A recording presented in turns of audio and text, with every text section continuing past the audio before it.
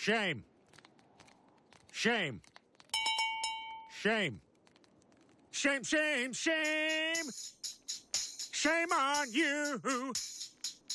Shame, shame, shame.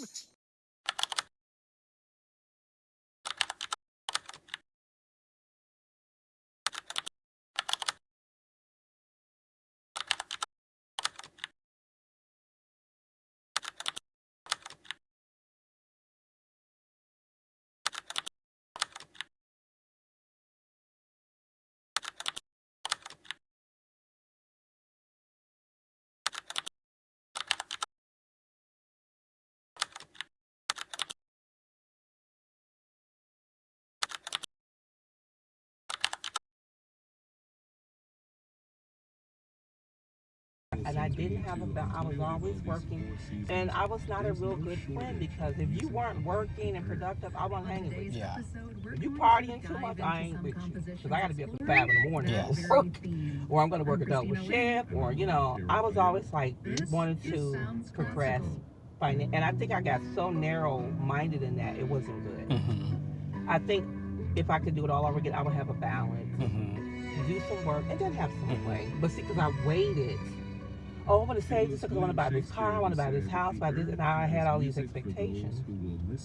And then you kind of miss out on having some friends and stuff. Yeah. You know what I'm saying? Yeah. Like, I'm by myself, but by myself because I chose to be by myself. Yes. So I'm like, oh, you want to work another job, right? I like that. I like the advices. I was so driven, which Yeah. I think if I had kids, I would tell them, you just have a balance. Because when you get older, like, okay, I'm 65, I don't have any children. Yeah. I think I miss someone calling me, hey, mom, or, but Yeah. I do have nieces and nephews I was trying to get rid of. Like, y'all don't call me no more. So, I know you want money. Your advice would be to don't be so naive and have more balance. And it's sad that you can't be innocent in a world. But the world is the world. It is as it is. And it's good, bad, and indifferent. And sometimes I think you're so innocent, you stupid. Mm-hmm. Like, you gotta laugh at yourself. I laugh at myself and I think about it. I'm like, man, they tricked me. But hey, you live and you learn, Right. And then sometimes you repeat those lessons. Yeah. And the third time you ain't gonna get me. Talk to the hand, I don't want to hear it. Yes. I know you sick but you was dying 2 years ago. You still alive. What happened? I used to have a friend like that used to play wolf, and it was hard for me because it was a serious play wolf. Like, she always had like these suicidal like threats. Then after a while, I had to be like, I can't keep coming to your aid. So I'm sorry, but like, this is getting too much for me. And you know what's kind of sad about that? Let's say she really had some issues that she really needed. Yeah. She was, what's that, crying wolf, right? Crying wolf all the time, like, okay, and then, that wasn't nice. So as like I say, a young 65 black woman. You're so kind. Because you hear all the time when especially from men, they're like, well, if you don't have kids by 30, what are you gonna do? Like, do you ever regret it? Do you ever feel like you're missing out? Like, do I regret not having kids? Yeah. Not with all them nieces and nephews. Okay, See, okay. I came from a huge family. Yeah. Maybe if I just, like, my mom only had one sister. Yes. That's why mom wanted a lot of children, just her 2 sisters. And my dad was one of 15, so mother wanted a lot of children. Wow. But I've been babysitting since I was 7. Yeah. I'm like, my oldest nephew is 52. Wow. I'm like, no. Go away. I'm like, I want to go on my vacation by myself. Just, and I'll be in Hawaii. I'm like, no, I don't want you to go with me. I don't need nobody carrying my... You don't need to carry my luggage. Don't you know how to travel by yourself? No. I think that's the thing. Like, you always hear people like, you're gonna feel lonely, you're gonna feel bitter. I'm like, why is that always the end goal? And I love that you had a family, and I think if you have a social group and friends and family, you should be fine. And think about it. Everybody, I really don't think I would have been a good parent because I was so driven. Yeah. Where I didn't have friends and I didn't cultivate friendships unless you were making money and hustling. Because I was in sales, like, okay, where was your goal with it? Like, I was so driven, it was like ridiculous. I'm like, I probably wouldn't like myself. But when you have children, I think I would have had very high expectations, like measurements. And my dad used to do that, which was not good because he did it to my oldest brother, and it wasn't good. Because my brother played minor league ball. My dad wanted him to be in pro ball, and he hated it. Yeah. he wind up being he's electrical engineer. He's like he don't like sports, but because my dad wasn't able to do it, then they start pushing the kids. Yeah. You know how those parents are living out. Not good. And my brother had asthma too, so he played for 2 years. I like that. I like the outside in looking. I don't even know, like the perspective. I just like how you're like, if I would have had kids, I probably, knowing myself, I would have pushed them and maybe put them in places that they didn't want to be, and that's probably not the parent you wanted to be if you had kids. You know what? A musical a lot of moment parents. reflection to begin this I never forget what Tyler inspired Perry by said, our how his planet. That was stepdad, Frank Chakeli's really Earth mistreated him. Yes. sung by Really bad. Seraphic Yes. Fire, led And by Patrick he said Ray even after he had become very successful, Yeah. right, doing all his plays and movies and stuff, he said his stepdad told him, if I had beat you enough, you would have become president. Can you believe That's that? crazy. I'm like, are you out of your wits? That's crazy.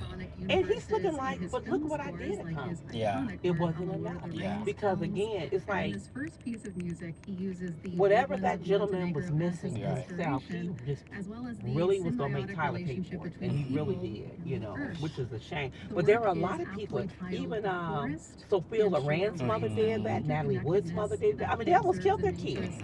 And Natalie Good. Wood's mother was telling her that she was saving them from Russia. Yeah. It's up to you. You got to save her. What? Or you think of Britney Spears' dad who put her on a conservatorship while he just drank all her money away. I thought Which is that crazy. was ridiculous. That was It's sad, yeah. ridiculous. But going back to Tyler Perry's stepdad, it's one thing me and my friends talk about with trauma is like, you never know what Tyler Perry would have done with that trauma.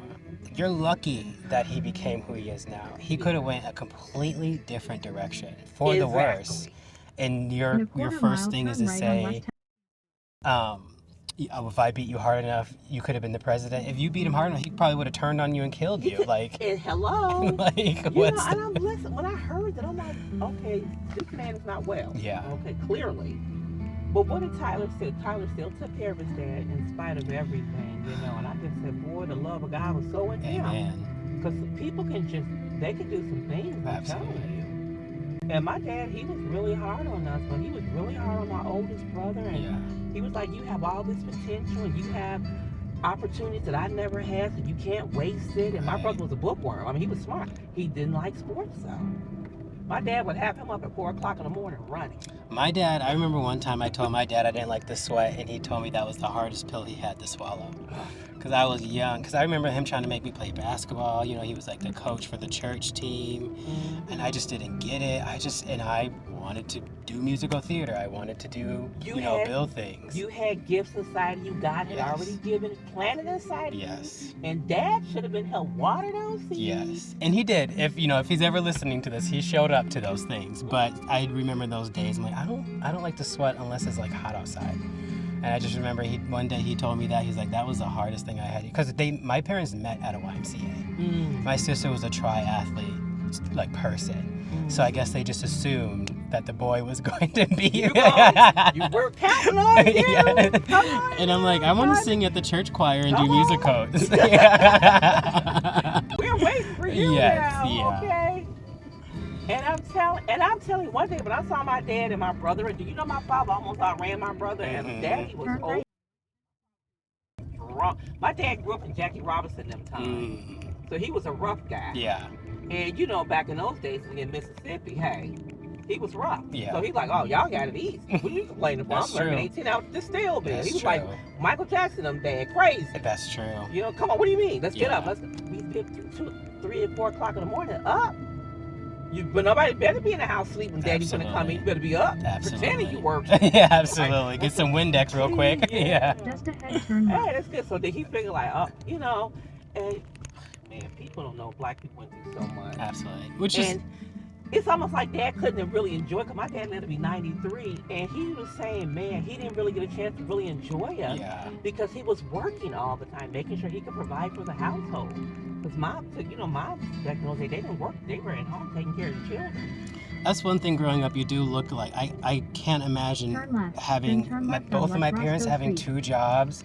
I was just talking on the phone with my friends, and they're like, what did you guys do for summer camp? Because I went to summer camp. And they're like, I think we just stayed home. Like, our one parent, you know, couldn't afford it. You had to do what you have to do. So Dad would, on the weekend, we drive up to Benton Harbor. Daddy would never let us sit in the house. He said, you can't learn anything in the house. Yes. You got to go out and see the world. Yeah. Something. It was funny. You got to go out in the world. And we go to Benton Harbor. Thank you. We could go to Benton Harbor, driving up there, see the other side of Lake Michigan. And, you know, we would drive up to Canada. Yeah.